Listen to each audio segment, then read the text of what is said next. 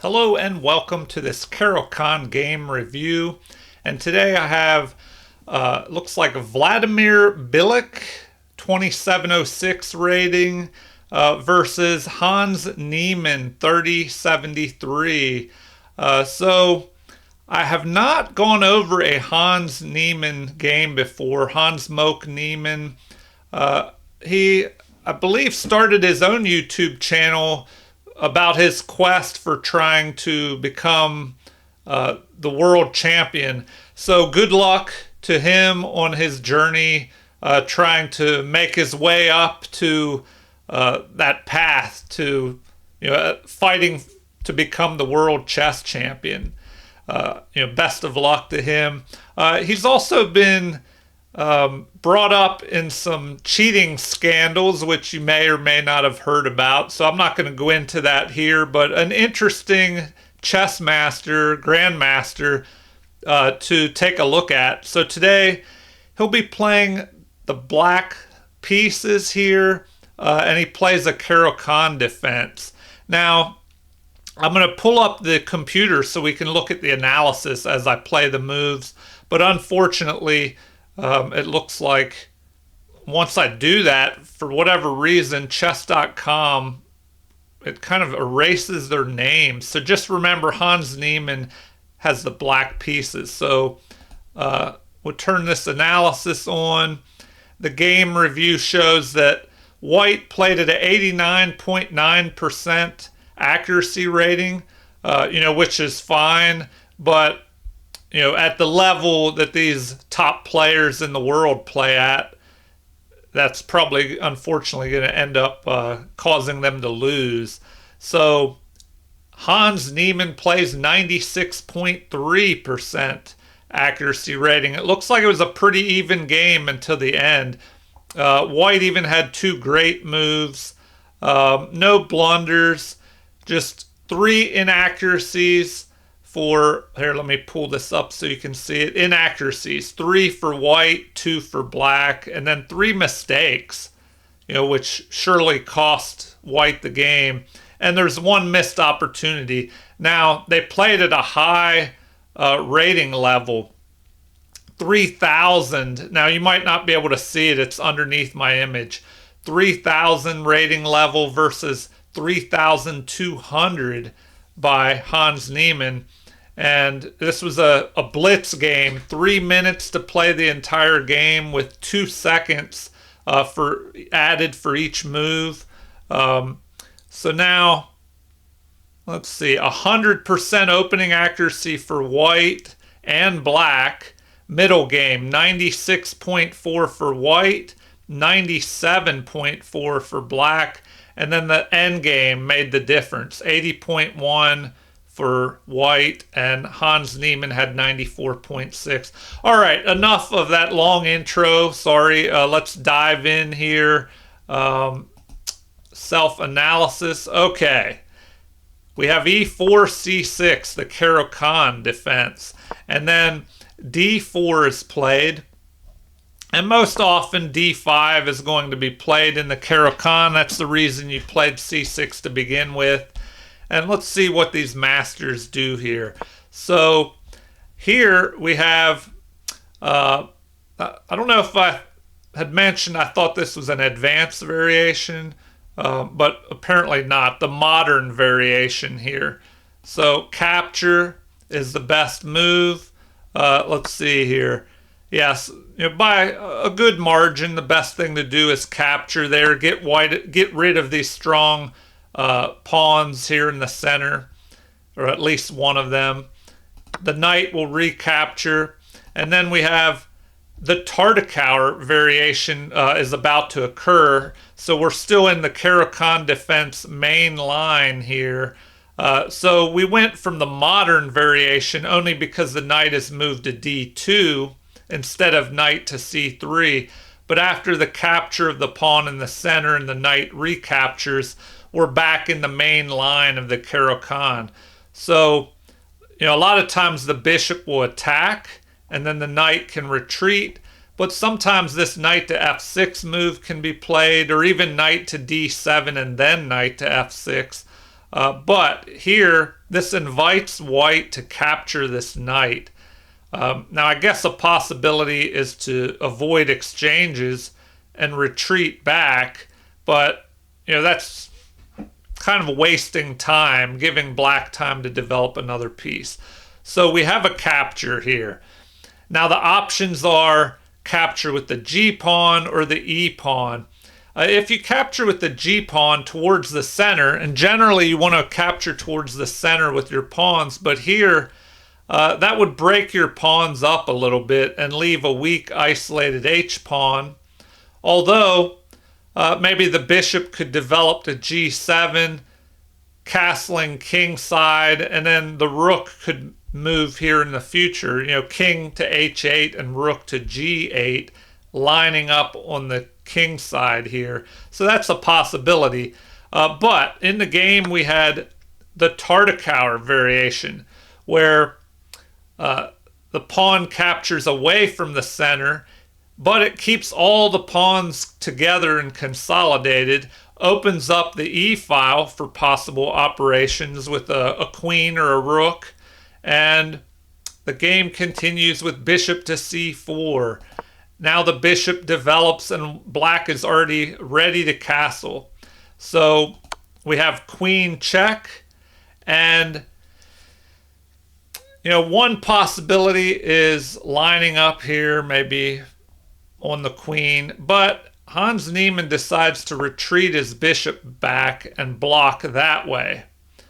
So then white just plays the best move, developing the knight here. And let me go back a little bit and see if that's what they recommend here.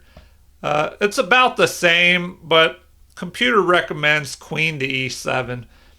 Because you're just developing another piece then, and that's probably what's normally played. So maybe Hans Niemann played this move to confuse his opponent a little bit, and now this pawn is under attack. So we have knight to F3, castling, and white castles as well. And now the knight is developed, the first inaccuracy of the game, knight to D7. Which is a common move, and a lot of times this knight will jump even over here to F8 to help guard this in case there's an attack on this pawn. But the computer recommends rook to E8 first, lining up on the queen. All right, so we have an inaccuracy by black followed up with an inaccuracy by white. Bishop to F4.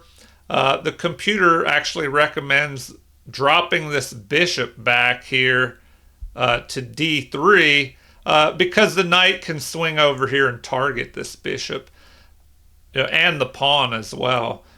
The knight will move targeting the bishop, but then it reveals an attack by the queen here, although for the moment the knight is guarding that. Continuing on, we have the attack on the bishop retreats, and that's the best square to retreat to because you're lining up on this pawn here. So now we have the rook lining up on the queen and grabbing the open file once this bishop moves out of the way. So rook to E1, fighting for the open file, and bishop pins the knight here. So this is played C3 to reinforce this pawn because the knight can no longer protect that as well because of this pin. So let's see how the game continues. The queen just steps up, although the computer prefers this move here, dropping back with the bishop and attacking the queen, but perhaps Niemann didn't want to deal with a bunch of trades down the E file. So the bishop drops back, but apparently it would have been better to move the queen over. But white probably didn't want to allow this bishop to capture the knight and wreck the kingside pawns. So the bishop drops back, an inaccuracy. What is recommended? Apparently this move. So g3, which would help stop future ideas of queen and bishop threatening an attack up here perhaps. So queen moves out of the line of fire, possibly, of this rook lined up on the e-file. And there's a threat here of attacking this pawn, so the threat is stopped. Now the queen is under attack. So white just steps aside, and this allows the knight to move forward into white's position, forking the queen and pawn. The queen protects the pawn, and now we have this retreat by the bishop and a fight for the open e-file here. So first, capture by the bishop, and then a recapture with the pawn, creating this group of 4 pawns here, this pawn square, which is a pretty solid structure here on the king side. Good for defense around the king, and these pawns are protecting each other. So the game continues with white trying to get activity on the queen side and start pushing his pawn majority. Knight is under attack, retreats back, and now we have some exchanges. So the queen steps off the back rank. That way, if the rooks exchange, this rook on a1, which is not doing much, can recapture towards the center here. So computer does recommend a exchange of the rooks here, but instead we have a pawn push.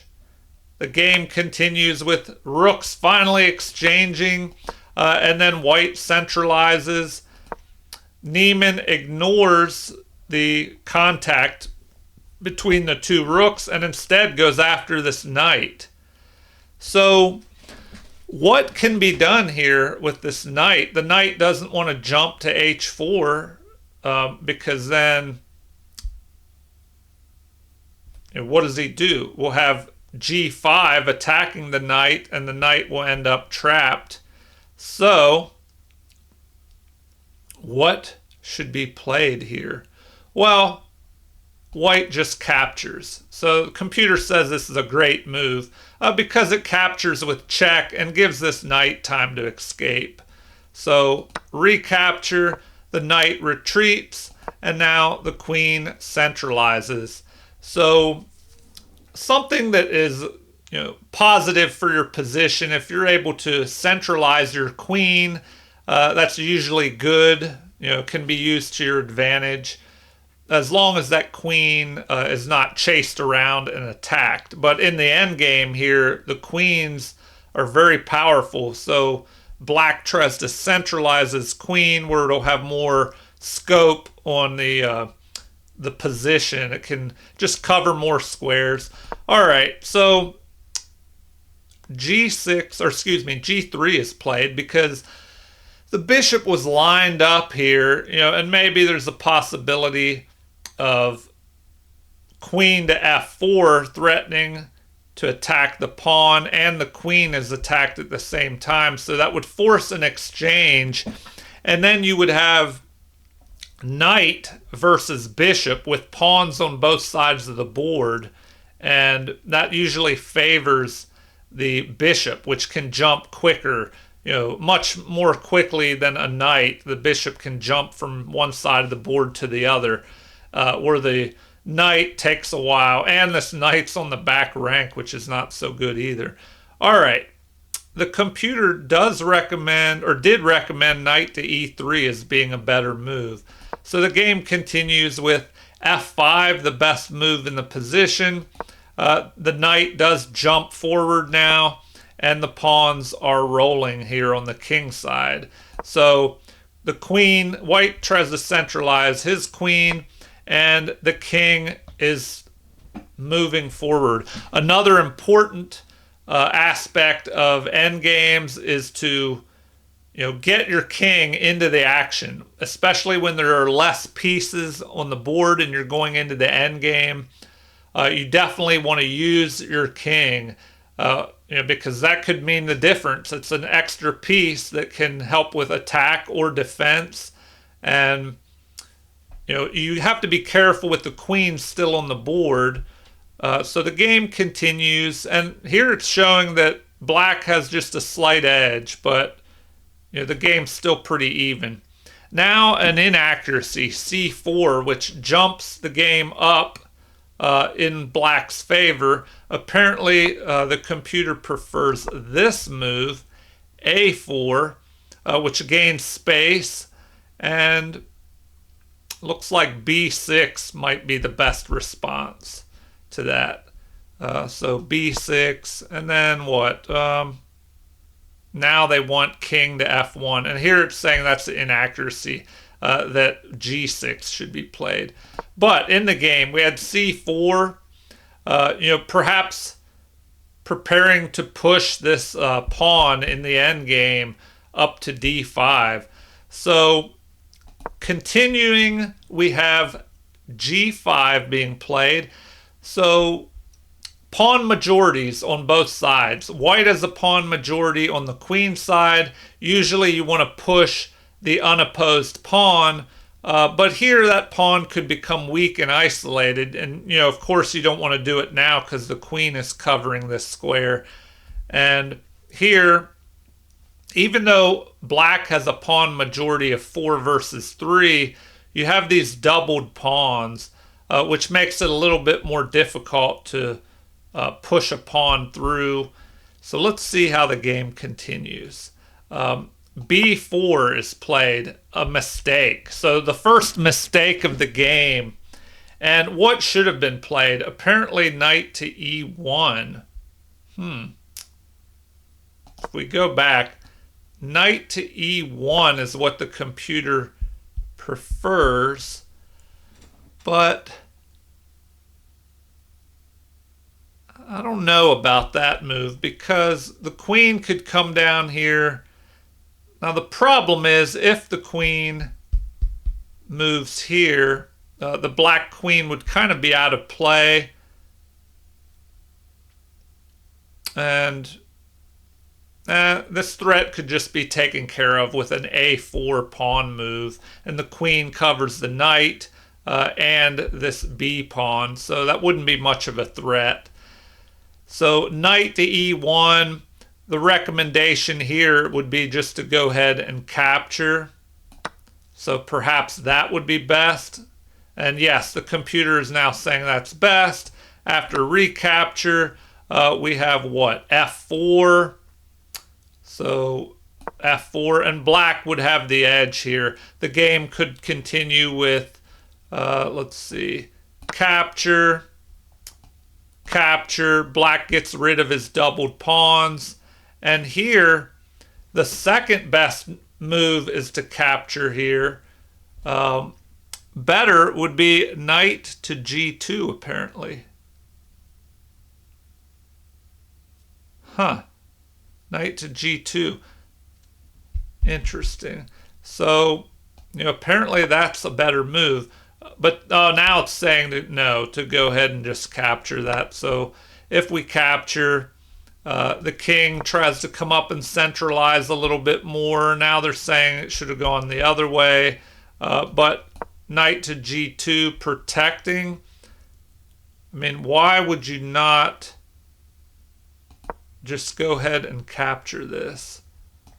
So is that a... oh, sorry. Let me go back. Yeah, why wouldn't you just capture this? That's the third best move. They would probably do that. And then after knight to d3, you lose a little bit of time, but you're ahead. Actually, we're still even, but you have a pawn majority here. So, oh, this is why. Well, see, I don't like that move. This would be better. You have to play this to avoid this fork of the king and the pawn here. So now they recommend what? Bishop to d2 is being best, blocking the path of the knight. And oh, it's looking... So this is just an example of how that bishop with pawns on both sides can bully a knight and you have an advantage with bishop versus knight, especially with pawns on both sides. All right, here we go. Back to the game. We have this mistake and a missed opportunity. It looks like b5 is probably best, but Hans Niemann played king to e7. All right, so why is b5 better? The recommendation here is c5 is second best, but oh, sorry, white's turn. Looks like that is best. Capture.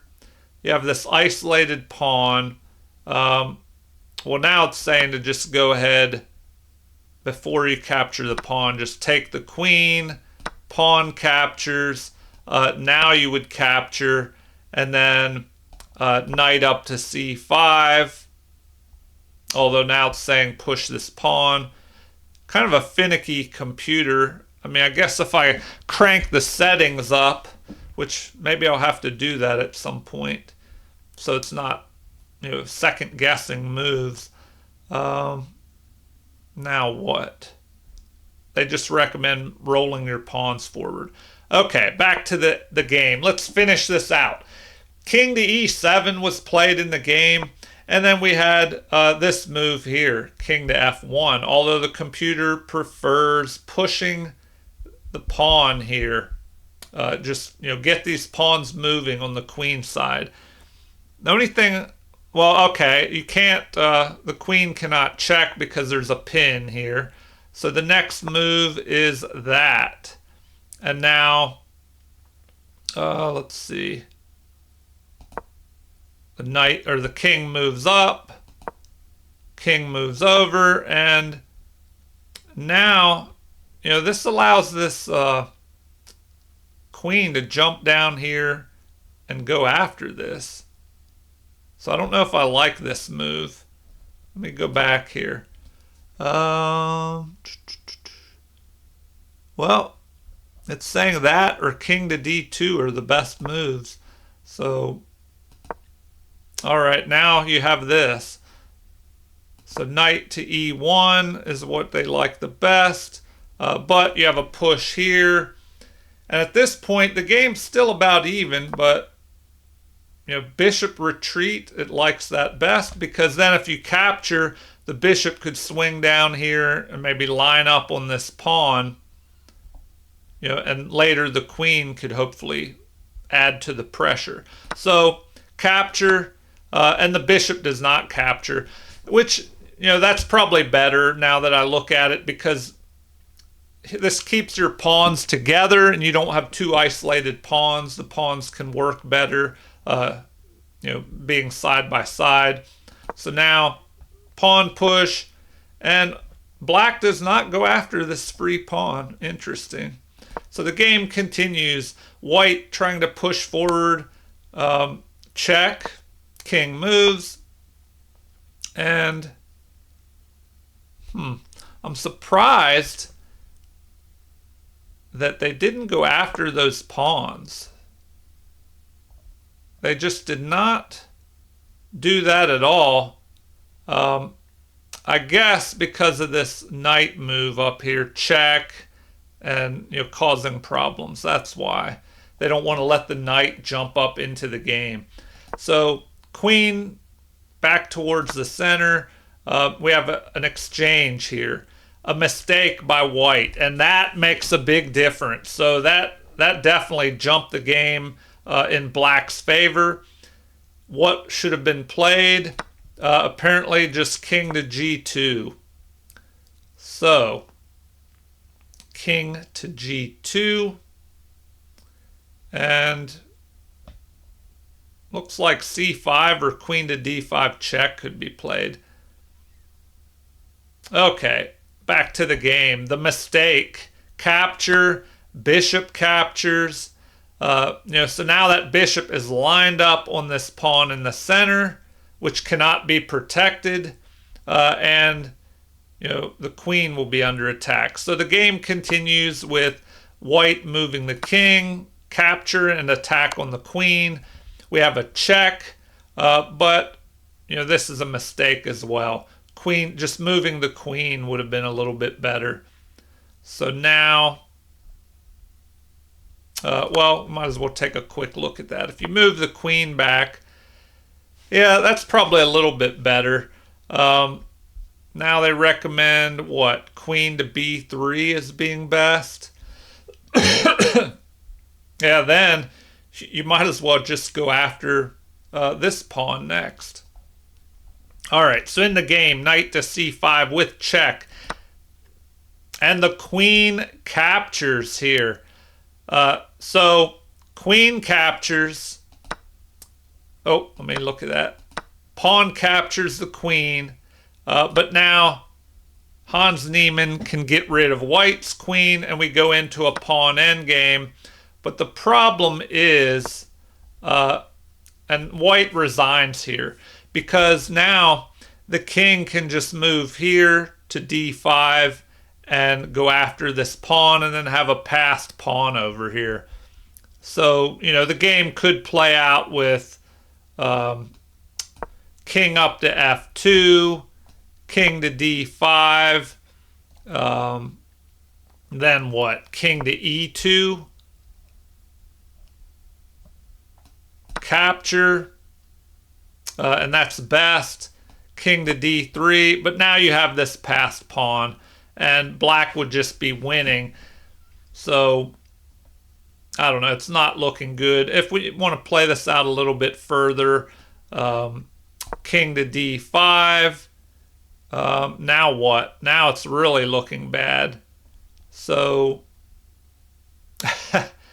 yeah, there's not much left that can be done here. If this pawn comes forward, you have a capture.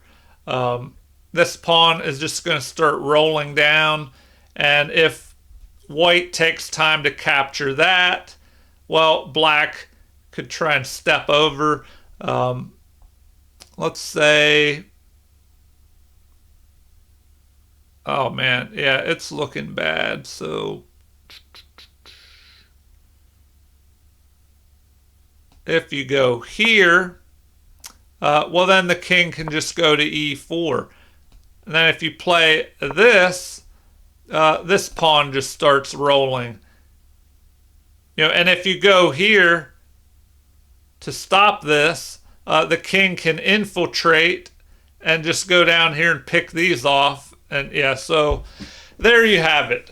An interesting game by Hans Niemann. A little bit more positional than I expected, I guess.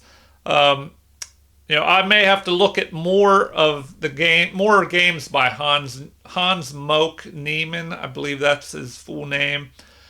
So interesting.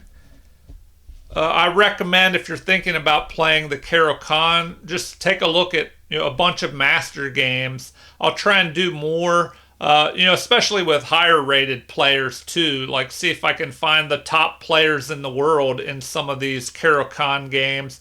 And if you're interested in the caro-kann, if you haven't already, take a look at my opening exploration series with a lot of caro-kann, main line and other various lines in different videos. So thank you for watching. Please like and subscribe if you haven't already, and feel free to leave any comments you want. And thank you. Have a super chess day.